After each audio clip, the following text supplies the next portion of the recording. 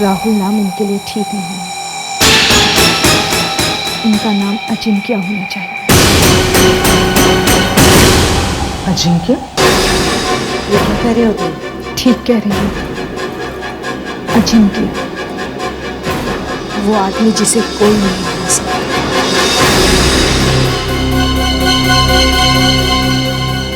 ठीक है ठीक है। गुरुजी, हमारे मुन्ने के भविष्य के बारे में कुछ बताइए। जरूर।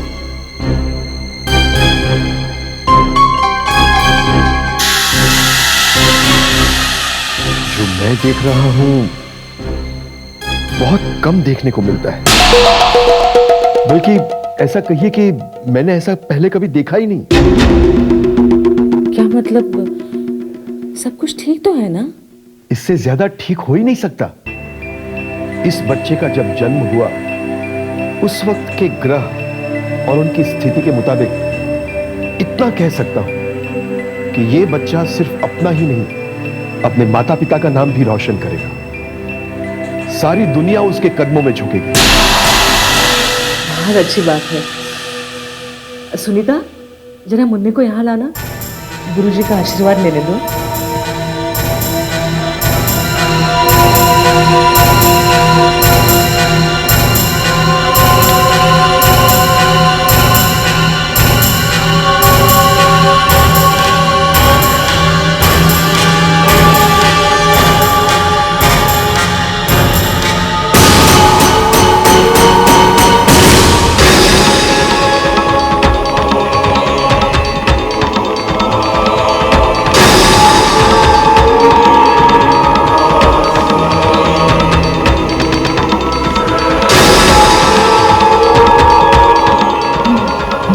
गुरुजी, क्या हुआ आपको? कुछ नहीं, कुछ नहीं। सुनीता, बच्चे को लेकर जा जल्दी।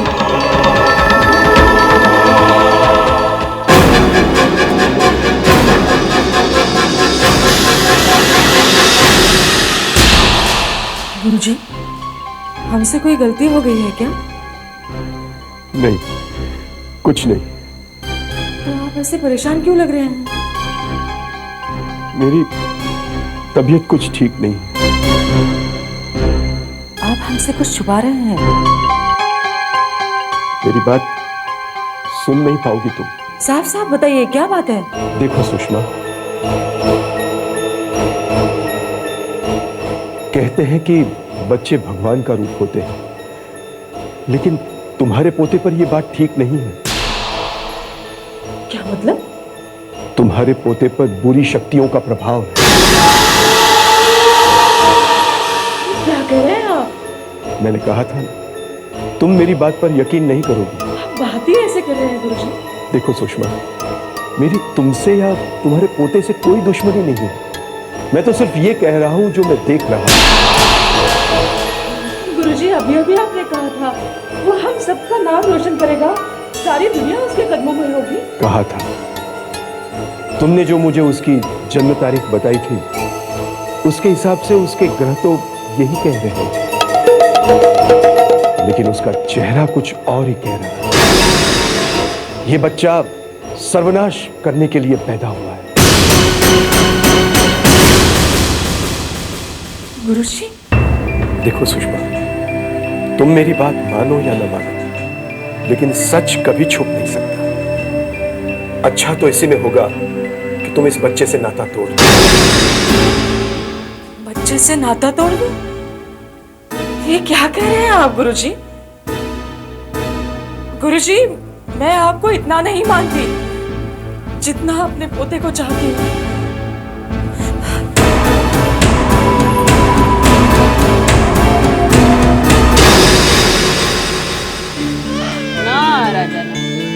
मैं तो बिल्कुल डर ही गई थी। डॉक्टर ने कहा था कि इसकी तबीयत बहुत खराब है, लेकिन अब चिंता की कोई बात नहीं, ये अब बिल्कुल ठीक है।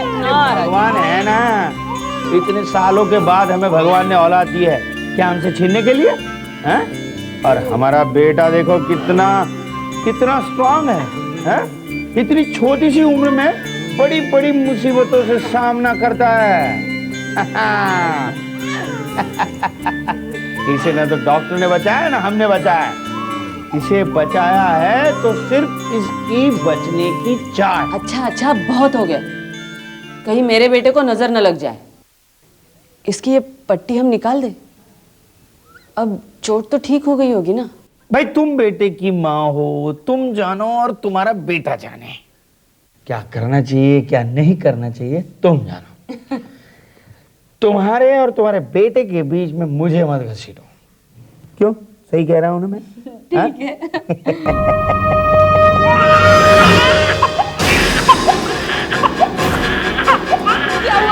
क्या हुआ राहुल बाबू को? क्या हुआ राहुल बाबू को? क्या हुआ राहुल बाबू को? कुछ नहीं, मैंने ये पट्टी निकाली तो वो रोने लग गया। देखो तो उसके हाथ पे कोई अजीब सा निशान है।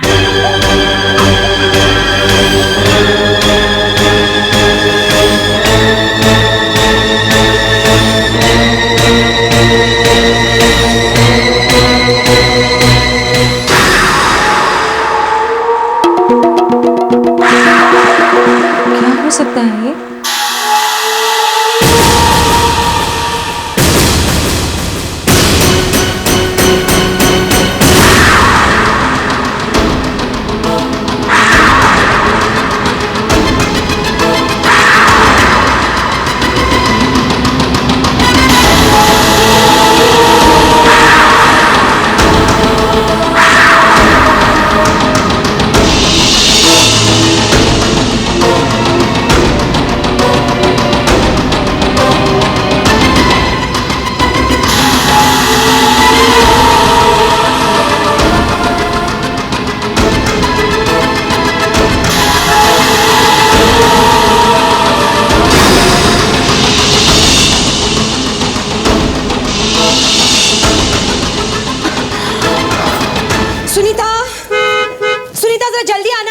वो कहाँ रह जाती हो? आ रही हूँ बाबा।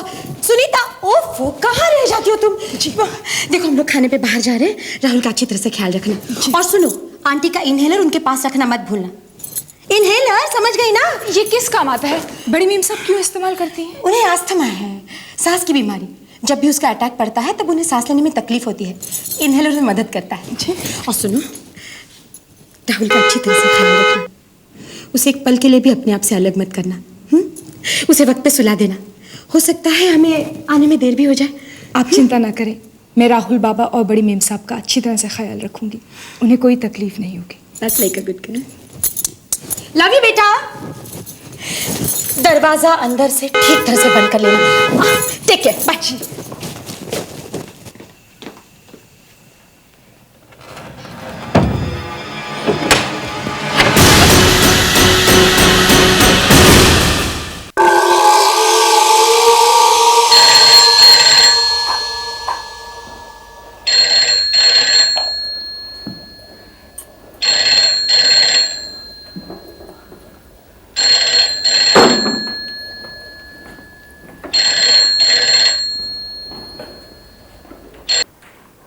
हेलो सुषमा, मैंने तो तुम्हें ये बताने के लिए फोन किया है कि जो बच्चा तुम्हारे घर में है वो तुम सबको बर्बाद कर देगा। एक एक करके तुम सबकी जान ले लेगा वो। बस कीजिए, मैं फोन रख रही हूँ। नहीं सुषमा, फोन मत रखना। आज शायद तुम्हें मेरी बात अच्छी न लगे, लेकिन ये होकर ही रहेगा। गुरुजी, आप हमारे खानदान के बेटे के बारे में ऐसा कैसे कह सकते हैं? देखो सुषमा, मैं तुम्हें दुख पहुंचाने के लिए नहीं कह रहा। मैं तुम्हें ये सब कुछ इसलिए बता रहा हूं कि आने वाले खतरे से तुम सावधान हो जाओ। लेकिन इतना छोटा सा मासूम बच्चा, गुरुजी मेरा मन नहीं मानता। हर बच्चा मासूम ही होता है। जैसे जैसे वो बड़ा होता है वो दो में से किसी एक रास्ते को चुनता है, या अच्छाई का रास्ता या बुराई का रास्ता। मगर इस बच्चे के लिए दो नहीं, सिर्फ एक ही रास्ता है, और वो है बुराई का रास्ता। जैसे जैसे ये बच्चा बड़ा होगा वो बुराई के रास्ते पे इतना दूर निकल जाएगा कि उसे कोई नहीं रोक सकेगा, कोई नहीं।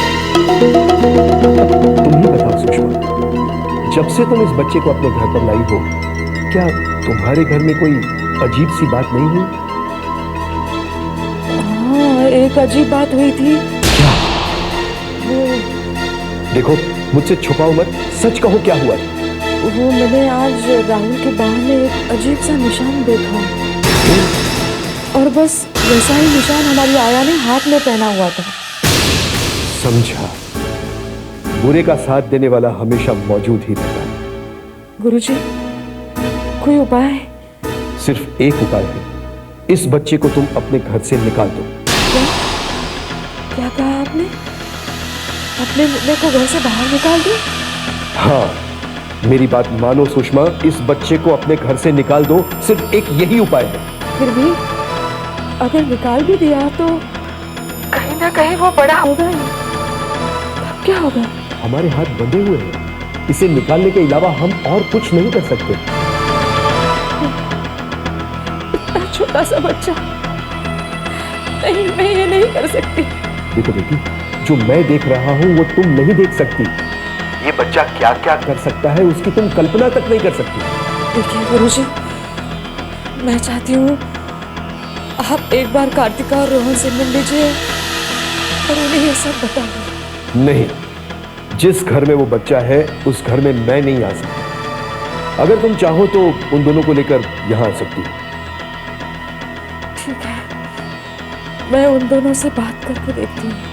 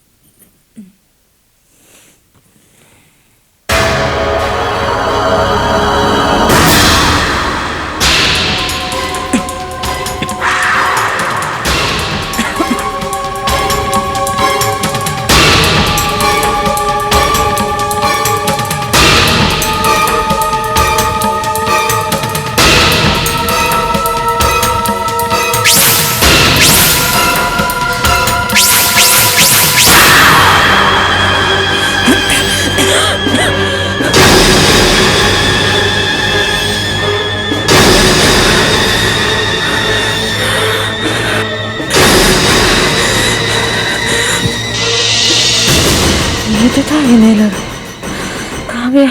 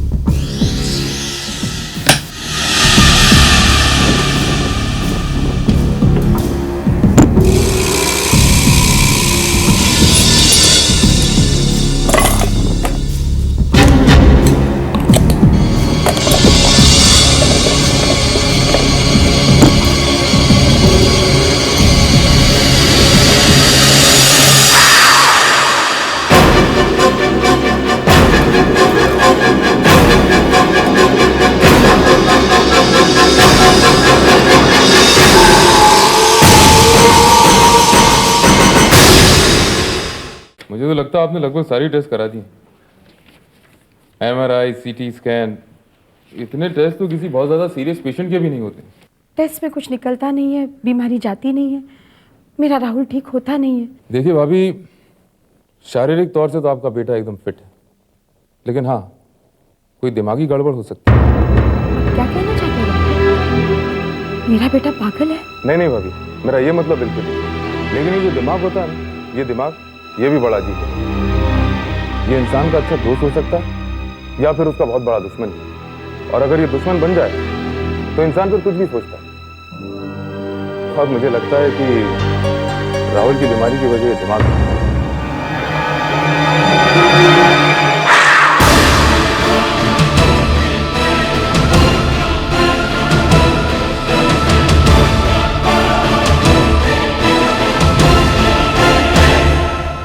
राहुल बेटे, तुम्हारी दवाई। ओहो, क्या आंटी आप भी ना, इतनी सारी दवाइयाँ, मैं तो तंग आ गया उन्हें रोज रोज खा के। बेटा, तुम्हारी सेहत के लिए ये जरूरी है। क्या हुआ है मेरी सेहत को? क्या हुआ है? देखो मैं एकदम फिट हूँ, देखो। ये दवाइयाँ लेते हो इसीलिए तो एकदम फिट हो। तुम्हारी मम्मी जो भी कर रही हैं, तुम्हारी अच्छाई के लिए ही कर रही है ना। मॉम, आप तो ऐसे कह रही हैं कि मॉम की हर बात ठीक हो। आपको याद है एक दिन जब किसी वैद्य ने मॉम से कहा था मेरे गले में काला धागा बांधने के लिए, और आपने मना कर दिया था? तब क्यों मना किया था आपने? वो इसलिए क्योंकि जिंदगी में तुम्हें उन सब चीजों की कोई जरूरत नहीं। ऐसी क्या खास बात है मुझ में? है कुछ खास बात, धीरे धीरे पता चल जाएगी। देखा, मैं हूं ही खास, और इन दवाइयों की मुझे कोई जरूरत नहीं आंटी। आप लोग ही खामखा मुझे इतनी सारी दवाएं खिलाती रहती हो। अच्छा, अपनी बातों में मुझे उलझा के दवा लेने से बचना चाहते हो? ये दवा तुम्हें लेनी ही पड़ेगी। कभी कभी तो मुझे लगता है कि आप मेरी आंटी नहीं, कोई मिलिट्री की हाई कमांड है जो हर वक्त मुझ कमजोर पर हुक्म चलाती रहती हैं। कमजोर नहीं हो तुम, फिर कभी ऐसा मत कहना।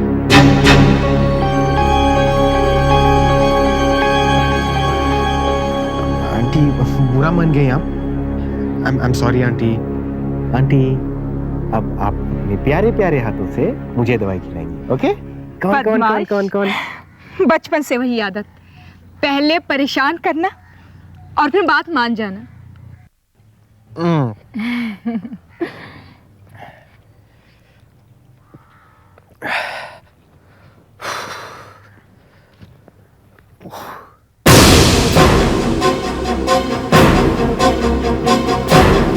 कौन है वो?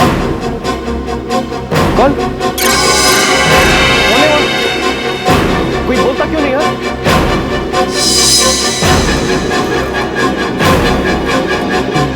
कौन है वो? Rahul. Hello Rahul. Hello doctor. तुम्हारी मम्मी कह रही हैं कि तुम अपनी सेहत का ख्याल नहीं रखते। कुछ नहीं डॉक्टर, थोड़ा सा बुखार है, ठीक हो जाएगा। मॉम तो जरूरत से ज्यादा मेरी फिक्र करती रहती है।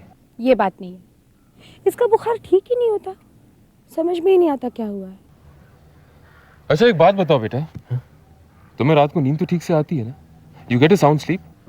नहीं डॉक्टर, मुझे नींद ठीक से नहीं आती। शायद ही ऐसा कभी हुआ हो जब मैं ठीक से सो पाया हूँ। पता नहीं क्यों मुझे नींद नहीं आती। तुम वहां क्या देख रहे हो बेटा? मुझे ऐसा लगा जैसे वहां कोई है। कहाँ? उस पेड़ के पीछे। चलो चल के देखते। आप लोग रुकिए, मैं देखती हूँ।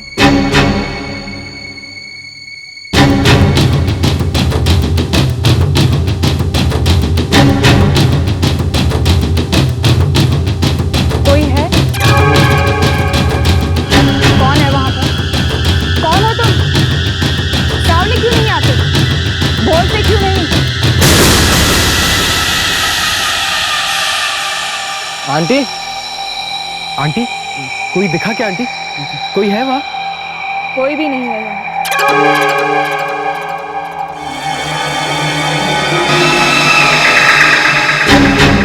ऐसे कैसे हो सकता है? मैंने उसकी परछाई देखी है। Relax Rahul, relax. वहां जरूर कोई है डॉक्टर। राहुल आया ना, वहाँ देखा ना, वो कह रही है वहाँ कोई नहीं है। यकीन करो उनकी बात का। बेटा ये सिर्फ तुम्हारा वहम है। काफी देर से बाहर खड़े हो बेटा, जाओ जाकर अंदर जाकर आराम करो। यू फील बेटर, रिलैक्स करो। मैं अभी आती हूँ।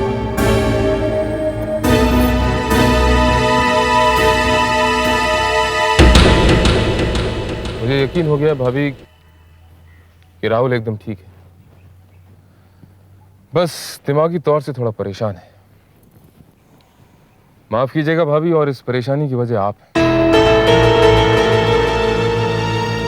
आप क्या कहना चाहते हो डॉक्टर? मैं अपने बेटे का अच्छी तरह से ख्याल नहीं रख सकती? नहीं, आप ख्याल रखती हैं और जरूरत से ज्यादा ही ख्याल रखती। उसे बात बात पर टोकना, उसे समझाना।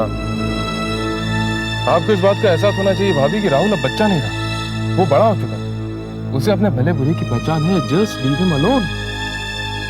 मैं जो कुछ भी करती हूँ। नहीं भाभी, मैं देख रहा हूँ कि आप आज भी उसे एक बच्चे की तरह ट्रीट कर रहे हैं। उसे आप बड़ा होने नहीं दे रहे। माँ हूँ मैं उसकी, मैं उसका ख्याल नहीं रखूंगी तो फिर कौन रखे?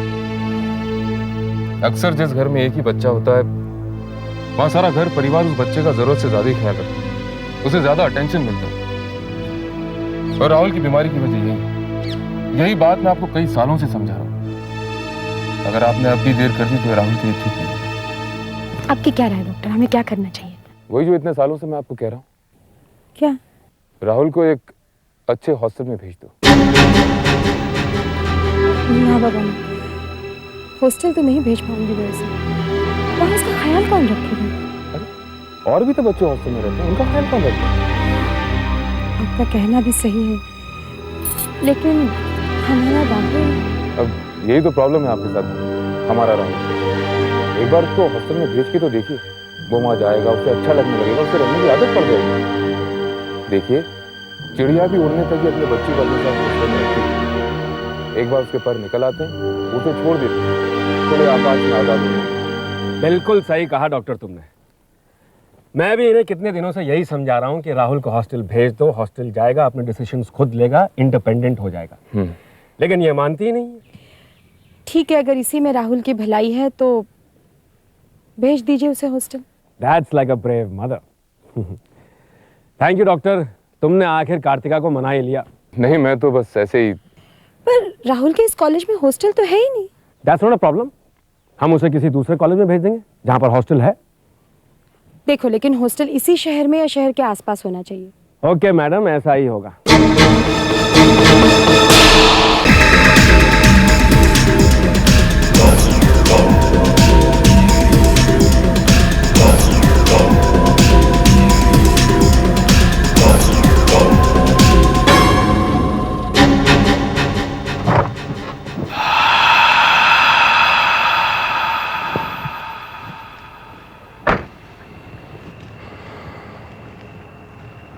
अजिंक्य कैसे हैं? कुछ ठीक नहीं हो रहा। वो लोग अजिंक्य को हॉस्टल में डालना चाहते हैं। हॉस्टल में? शायद उनके लिए यही अच्छा है। पर वो वहाँ अकेले कहाँ? मैं हर दम उनके आसपास ही रहूंगा। जहाँ वो, वहाँ मैं। अजिंक्य को आप पर शक हो रहा है। शायद आज उन्होंने आपको बंगले में झाड़ियों के पीछे देख लिया था। हमारे पास कोई और रास्ता भी तो नहीं है। जब तक उनकी शक्तियां वापस नहीं लौट आती, तब तक हमें उनके आसपास ही रहना पड़ेगा, एक साये की तरह। और उनकी शक्तियों को लौटने में इतना वक्त क्यों लग रहा है? कहाँ क्या गलत हो रहा है, समझ में नहीं आ रहा। अजिंक्य ने अपने आप को अभी तक क्यों नहीं पहचाना?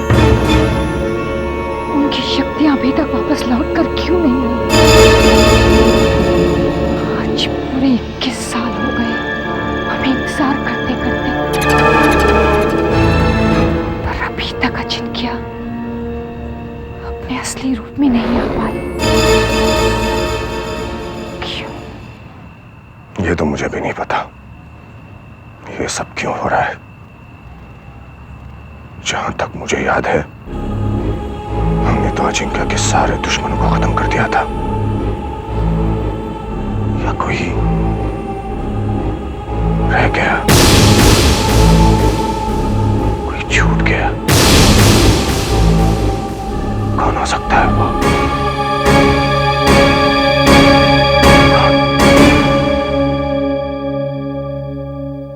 हाँ बाबूजी, हाँ हाँ हम तो मुन्ना बोल रहे हैं। हाँ सब ठीक है बाबूजी। हाँ आप शादी की तैयारियां शुरू करो। हाँ बाबूजी खूब सारे दोस्त आएंगे हमारे, बहुत ज्यादा मिठाई बनाइएगा।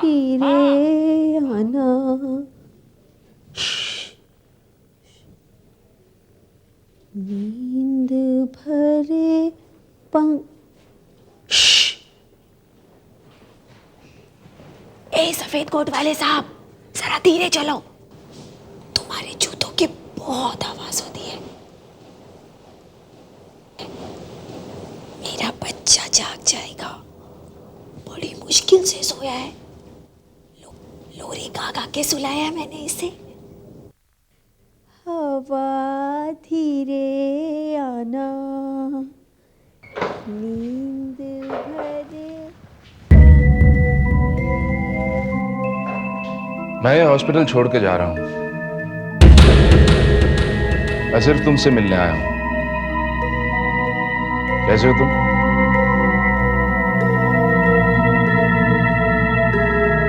मैं तुम्हें कभी समझ नहीं पाया। तुम्हारा उठना बैठना, खाना पीना, चलना सब एक नॉर्मल आदमी की तरह ही है। फिर भी मैं इस पागल खाने में कैद हूं। उसकी वजह तुम अच्छी तरह से जानते हो। जब तुम उन मरे हुए लोगों की बातें करते हो और उस शहर के बारे में, क्या नाम बताते हो तुम उसका? गहोटा। जब तुम उसका जिक्र करते हो तो किसी पागल से कम नहीं लगते। समझ में नहीं आता कि तुम में प्रॉब्लम क्या है। प्रॉब्लम मेरे अंदर नहीं है डॉक्टर। प्रॉब्लम तो इस हॉस्पिटल में है। प्रॉब्लम तो आप में है डॉक्टर। मैं तो बिल्कुल ठीक ठाक हूं, बस हमारी सोच में थोड़ा सा फर्क है। मैंने तो जो भी आपको बताया बिल्कुल सच था, पर अफसोस की बात यह है कि किसी ने मेरी बात पर यकीन नहीं किया। और यही वजह है कि मैं आज यहां पिछले 8 साल से इस पागल खाने में कैद हूं। काश मैं तुम्हारी कुछ मदद कर सकता। कर सकते हैं डॉक्टर। आप जाने से पहले एक अच्छा काम कर सकते हैं मेरे लिए। क्या? प्लीज मुझे यहां से निकलने दीजिए, प्लीज। मैं यहां से जाना चाहता हूं। देखो, मैं तुम्हारी इस मामले में कोई मदद नहीं कर सकता, और वैसे भी तुम्हें अभी इस अस्पताल की जरूरत है। जब तक तुम पूरी तरह से ठीक नहीं हो जाते तुम्हें यहीं रहना चाहिए। आप मेरी बात को समझते क्यों नहीं? मैं पागल नहीं हूं, मैं इन लोगों की तरह नहीं हूं। मैं बिल्कुल ठीक ठाक हूं डॉक्टर। अब इन बातों से कोई फायदा नहीं है। अब सब मेरे हाथ से निकल चुका है। नए डॉक्टर आने वाले हैं तुम लोगों की देखभाल के लिए। अब तुम सब उनकी निगरानी में रहो। जो कुछ कहना है उनसे कहना। उनके आने से क्या फर्क पड़ने वाला है? वो भी आप ही की तरह कोई खड़ूस आदमी होगा।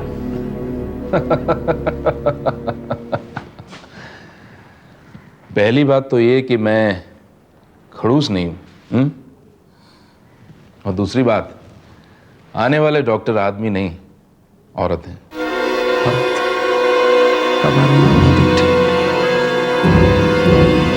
आज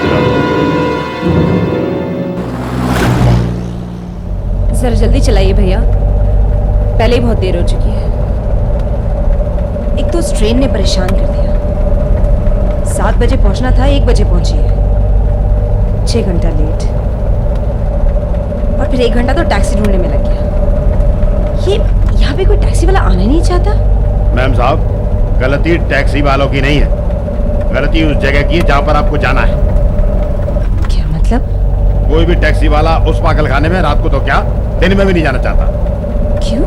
एक तो शहर से इतना दूर, ऊपर से सुनसान रास्ता, और उसमें भी कब्रिस्तान में होकर जाता है। आप पागलखाने में इतनी रात को अकेले? मैं एक डॉक्टर हूँ, मुझे वहाँ क्या डर? नहीं नहीं, वो किस्सा पता है ना आपको? नहीं तो क्या हुआ था? एक रात एक टैक्सी ड्राइवर ने वहां से पैसेंजर लिया। बहुत घबराया हुआ था वो आदमी, कह रहा था जल्दी चलो। ड्राइवर को पता ही नहीं था कि उसने कितने खतरनाक आदमी को अपनी टैक्सी बिठा लिया है। वैसे ठीक ठाक बात करता था वो, बिल्कुल आप ही की तरह, लेकिन कुछ दूर जाकर उसने अपना रंग ही बदल लिया। ड्राइवर ने बत्ती जलाई, देखा कि उसके कपड़ों पर खून लगा हुआ है। किसी ने बताया कि ये खून एक डॉक्टर का है, और चाकू की नोक पर उस ड्राइवर को उतारकर उसके पेट में भोंक दिया। ये कैसे हो सकता है? अगर उस आदमी ने उस ड्राइवर को मार ही दिया था, तो उस रात जो टैक्सी में हुआ वो किसी और को कैसे पता चला? मैम साहब, वो टैक्सी ड्राइवर मरा नहीं था, लेकिन वो इस सदमे को सह नहीं सका। आज वो उसी पागल खाने में बंद है जहां पर आप जाना चाहती हैं।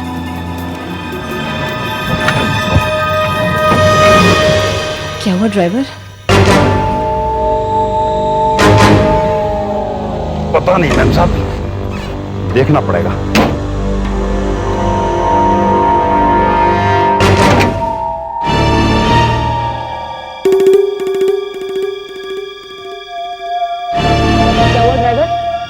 मैम साहब, इसमें तो काफी वक्त लग जाएगा।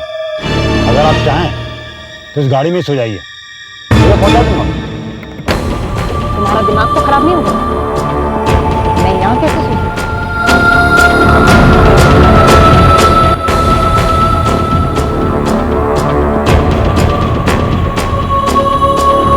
अच्छा ड्राइवर, ये हॉस्पिटल यहाँ से कितना दूर है? एक या ज्यादा से ज्यादा 1.5 किलोमीटर होगा। अच्छा, कितना पैसा हुआ? 200 रुपए।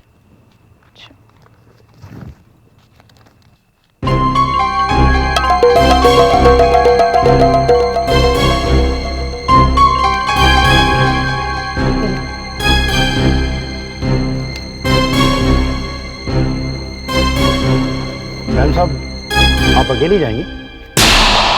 हाँ, क्यों? नहीं, ऐसे ही ऐसे ही।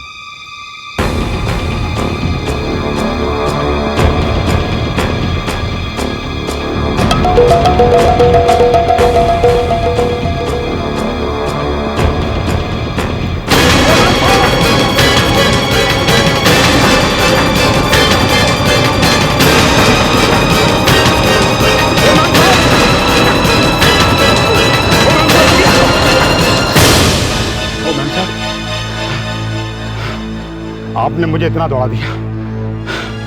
लीजिए, ये चाकू रख लीजिए, लीजिए। ये 1.5 किलोमीटर का सुनसान रास्ता और इतनी रात में, और वो भी अकेले। लीजिए लीजिए, रख लीजिए, आपके काम आएगा। रख लीजिए, रखिए ना मैम साहब। अच्छा, नमस्ते।